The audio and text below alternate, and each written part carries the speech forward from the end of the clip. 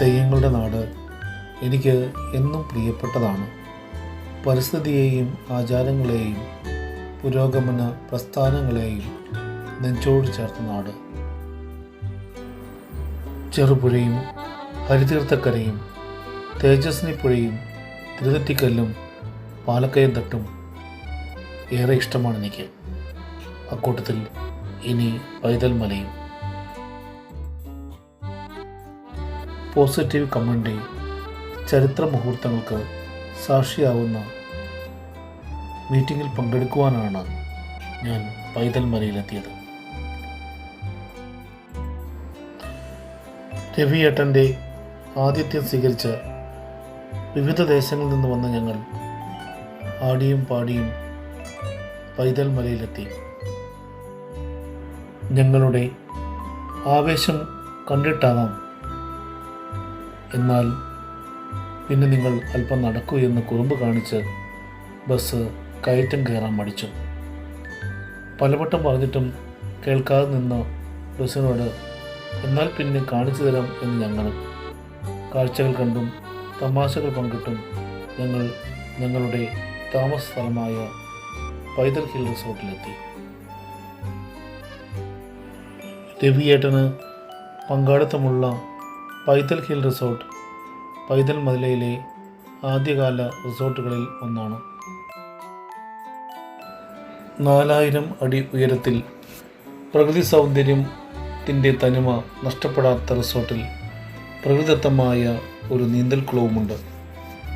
ധാരാളം മുറികളും നല്ല സ്റ്റാഫും ഭക്ഷണവും ഈ റിസോർട്ടിൻ്റെ പ്രത്യേകതയാണ്. ഗ്രൂപ്പായും ഫാമിലിയായും സുഖകരമായി താമസിക്കുവാൻ ഏറ്റവും നല്ല ഒരു സ്ഥലമാണ് ഈ റിസോർട്ട്. ട്രക്കിംഗ്, ഗെയിമുകൾ തുടങ്ങിയ വിവിധ വിനോദ ഉപാധികളും ഇവിടെയുണ്ട്.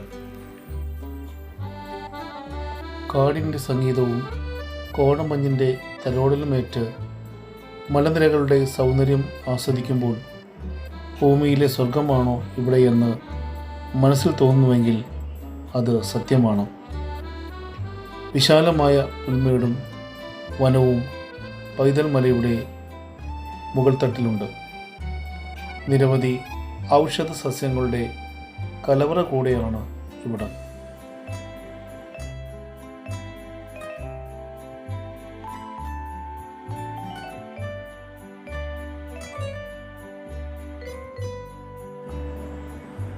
മഴയുടെ സംഗീതം ആസ്വദിച്ച് ഒരു യാത്രയുടെ യാമങ്ങൾ പിന്നിട്ട ഞങ്ങളെ വരവേറ്റത് മനോഹരമായൊരു പ്രഭാതമായിരുന്നു.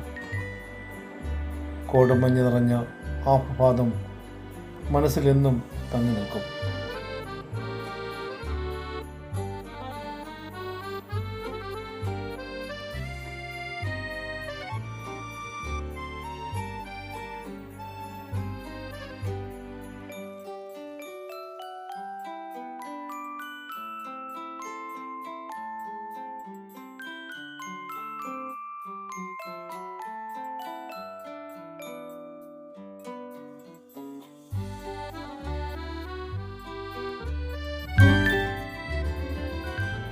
മലയുടെ മുകൾ തട്ടിലേക്ക് കയറിയും നീന്തൽക്കുളത്തിൽ നീരാടിയും ഞങ്ങൾ ആ പ്രഭാതത്തെ ഏറെ സന്തോഷകരമാക്കി.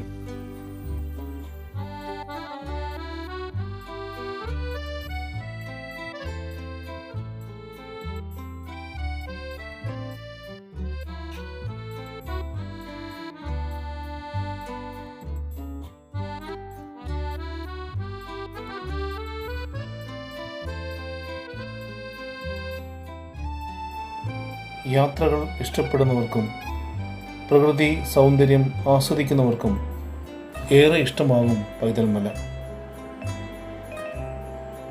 ഏത് സമയത്തും സന്ദർശിക്കാൻ കഴിയുന്ന സ്ഥലമാണ് ഇത്. മലയുടെ സൗന്ദര്യത്തെ വർണ്ണിക്കുമ്പോൾ മനസ്സ് നിറയെ വീണ്ടും വരണം എന്ന ചിന്തയാണ്. അത്രയും സുന്ദരമാണ് ഹരിതാഭമായ ഈ പൈതൽ മല.